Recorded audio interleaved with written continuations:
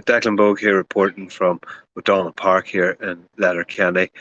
Number one, it's the actual first time I've even been in this ground, which is quite something because you tend to get around all the grounds in Ulster at least, and most of them around the different provinces when you're reporting. But first time in Letterkenny, unbelievable stadium. Very atmospheric place. There was only 5,650 here today, according to the official attendance. But like it felt like a championship game of about 15, 16,000. Wonderful atmosphere.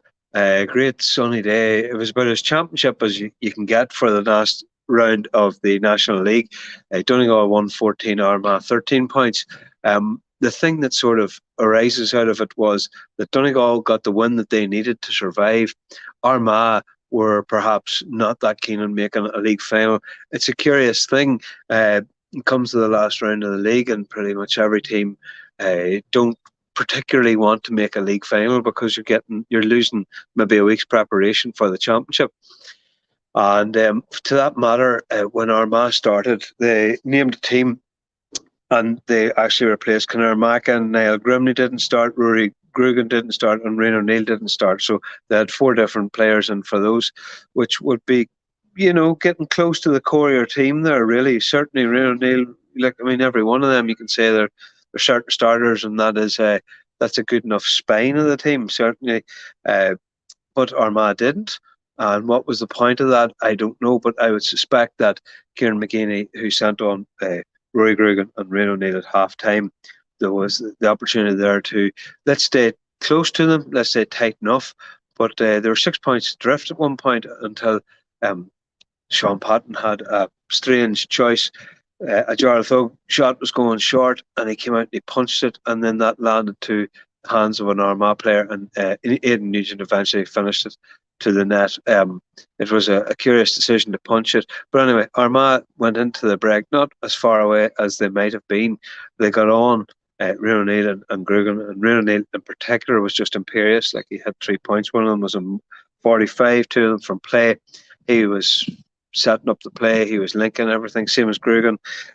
As the game wore on, then they brought on Niall Grimney very late on, but they just kept gaining and gaining and gaining and got level at one point.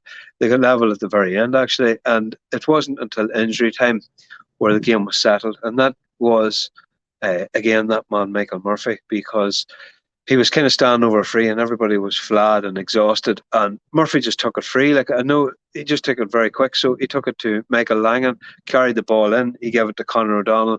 Conor O'Donnell was right in it. He could have taken his point himself. Instead, he just dished off to Paddy McBurty, who hit the ball over the bar. Donegal got the win. Donegal stay up handsomely.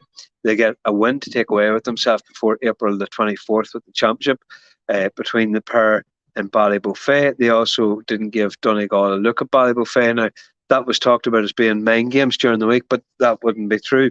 Letterkenny always gets a game in the National League, and this was the one that was earmarked at the very start of the campaign for them.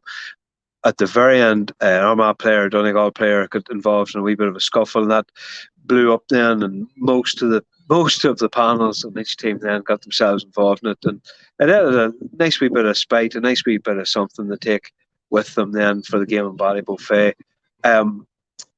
Why did Armagh not just go broke and go all out for it? I don't know. Maybe that is just purely McGeeney is thinking that we will hold our cards, we will produce a bit of a spurt and show Donegal what we're made of, so that when it comes to on the day, Donegal would be extremely wary of them.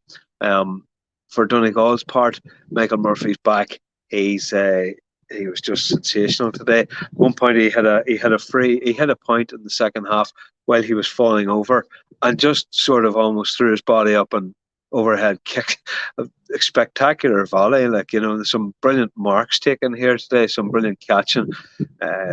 It just kind of, even though you saw all the sort of trends that you see in modern day Gaelic football of everybody behind their own 45, there was still some incredible football played here.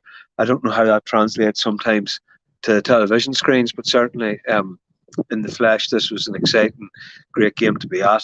The only thing that might appear a bit of a downer, and it's not wouldn't be a downer on most days, especially not in league campaigns, as both managers would do any kind of media after. That sort of contradicts the GPA diktat on Friday, that they said, this would just apply to broadcast media on the day. But obviously, Declan Bogue told the County PRO, John McAniff, after the game, that he would not be speaking because the players had asked him not to. Kieran McGeeney just refused all interviews, and that's grand. It just might have been all right to hear from them as to what they thought on the final day of the league, because there are very few days that you actually do want to hear from the protagonists in games, because it's just a game of bluff from round 1 to 7 in the league. But on round 7, you should definitely be hearing at some point. The Gaelic Players Association media strategy is working wonders. I'm sure they'll all agree. But in the meantime, you'll hardly need any kind of media coverage to sell what's going to happen in Ballybuffet between these two. It'll be one to try. It'll be one to savour for sure.